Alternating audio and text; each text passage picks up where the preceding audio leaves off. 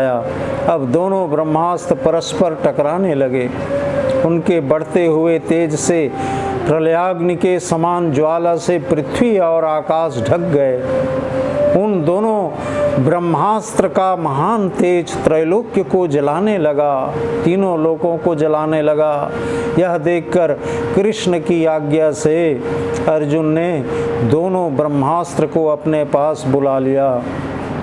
अस्त्रों के शांत होने पर अर्जुन ने कृपि पुत्र अश्वत्थामा को बलिदानी पशु के समान बांध लिया। तदुपरांत भगवान बोले, हे अर्जुन, इसने सोते हुए बालकों की हत्या की है, इसलिए इसका वध करना ही उचित है। जो निर्दयी दुष्ट पराये प्राणों से अपने प्राणों को पुष्ट करता है वह मारने योग्य है।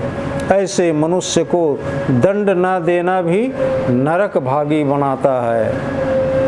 भगवान श्री कृष्ण के इतना कहने पर भी अर्जुन ने उसे अपने गुरु का पुत्र समझकर नहीं मारा और अपने निवास स्थान पर जाकर पुत्रों के शोक में दुखित द्रौपदी को उसे सौंप दिया। किंतु द्रौपदी ने नीचा मुख किए हुए उस अपराधी गुरु पुत्र को अपने समक्ष बंधन में जकड़ा खड़ा देखकर भी प्रणाम किया और कहने लगी कि यह मेरा गुरु है, इसे छोड़ दो। हे धर्मज्ञ, आपने जिन गुरु द्रोणाचार्य से अस्त्र शस्त्र यंत्र मंत्र तंत्र धनुर्विद्या और ब्रह्मास्त्र चलाना बुलाना आदि सीखा है, उनके पुत्र का वध करना उचित नहीं है। इनकी माता भी अभी जीवित हैं, कहीं उसे पुत्र शोक से संतप्त न होना पड़े। धर्मम न्यायम सकरुणम निर्व्यलीकम समम महत् राजा धर्म मुतो राज्ञया प्रयत्नंद द्वचो द्विजा। सूत जी बोले, द्रौपदी के धर्म, न्याय, करुणा और बड़प्पन युक्त ऐसे वचन सुनकर युधिष्ठिर ने उनकी प्रशंसा की। उस समय नकुल, सहदेव, सात्यकी, अर्जुन, श्री कृष्ण और स्त्रियां आदि जो भी वहां उपस्थित थे सभी साधुवाद देने लगे। किंतु भीमसेन इस बात से क्रोध से भर गए। उन्होंने कहा, इसने वृथा ही सोते हुए बालकों की हत्या की है, जिससे हमारा तो अपकार हुआ ही, दुर्योधन का भी कोई कार्य नहीं बना, इसलिए इसका वध करना ही उचित है। यह सुनकर द्रौपदी और अर्जुन की ओर देखकर हंसते हुए श्री कृष्ण बोले, आतताई का वध उचित तो है, किंतु ब्राह्मण हो तो उचित नहीं है। फिर भी द्रौपदी के समक्ष जो प्रतिज्ञा की है उसे पूर्ण करना चाहिए। साथ ही भीम को और मुझे भी प्रसन्न करो तथा द्रौपदी को प्रसन्न करना भी आवश्यक है। सूत जी बोले कि अर्जुन ने भगवान श्री कृष्ण का संकेत समझ लिया और अश्वत्थामा का सिर मुड़ाकर तलवार से चीर दिया और उसमें से मणि निकाल ली। बाल हत्या करने से उसकी कांति पहले ही चली गई थी, अब तेज भी जाता रहा। मणि छीनकर उसके बंधन खोले और डेरे से बाहर निकाल दिया, क्योंकि ब्राह्मण के लिए देह दंड नहीं है। फिर पुत्र शोक से व्याकुल हुए पांडवों ने द्रौपदी को आगे करके अपने मरे हुए बालकों का दाह संस्कार आदि कर्म किया। सूत जी बोले, हे शौनक, मृतक बंधुओं को तिलांजलि देने के निमित्त स्त्रियों को आगे करके पांडवगण द्रौपदी सहित गंगा तट पर गए। वहां गंगा जी में जल देकर रोते हुए स्नान किया। वहां युधिष्ठिर, धृतराष्ट्र, भीमादि सहित गांधारी, कुंती, द्रौपदी आदि शोक विह्वलों को भगवान श्री कृष्ण ने समझाकर शांत किया। तदनंतर दुर्योधन द्वारा छीने हुए पांडवों के राज्य को युधिष्ठिर को दिलाया और 3 अश्वमेध यज्ञ कराए। इससे पांडवों का यश सर्वत्र फैल गया। फिर पांडवों से आज्ञा लेकर सात्यकी और उद्धव के साथ व्यास आदि द्विजों द्वारा पूजित होते हुए द्वारका जाने के लिए रथ पर जैसे ही आरूढ़ हुए, वैसे ही देखते हैं कि उत्तरा भागी हुई चली आ रही है। पाहि पाहि महायोगी, पाहि पाहि महायोगीन देव देव जगतपते। उत्तरा बोली, हे देवों के देव, हे जगतपते, मेरी रक्षा करो, क्योंकि आपके सिवा अन्य कोई रक्षा नहीं कर सकता।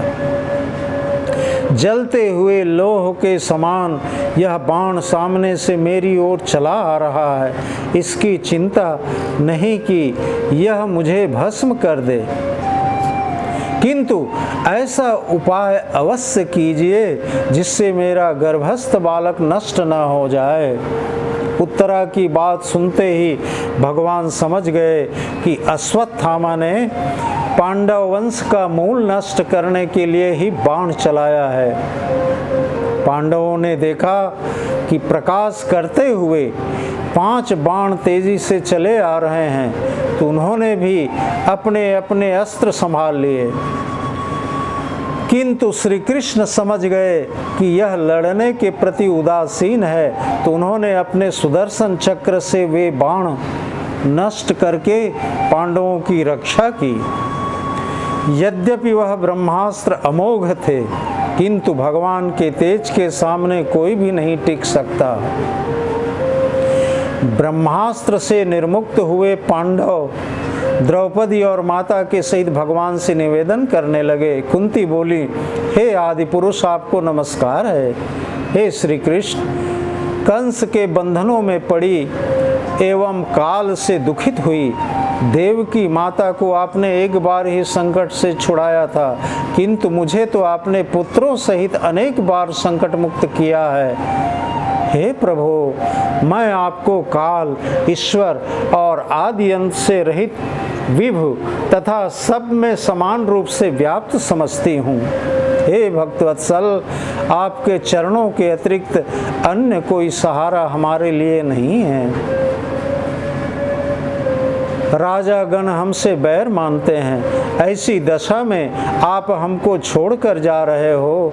हे कृष्ण, हे गोविंद, हे योगेश्वर, आपको नमस्कार है, आपको नमस्कार है। पृथ्व्यर्थम कल्पदयि परिणुताखिलोदयः मंदम जहास वैकुंठो मोहयन्नेव माया। सूत जी बोले, जब कुंती ने सकल महिमावान भगवान की मधुर पदों में स्तुति की, तब भगवान मंद मंद मुस्काने लगे, मानो उन सबको अपनी माया से मोहित कर रहे हों।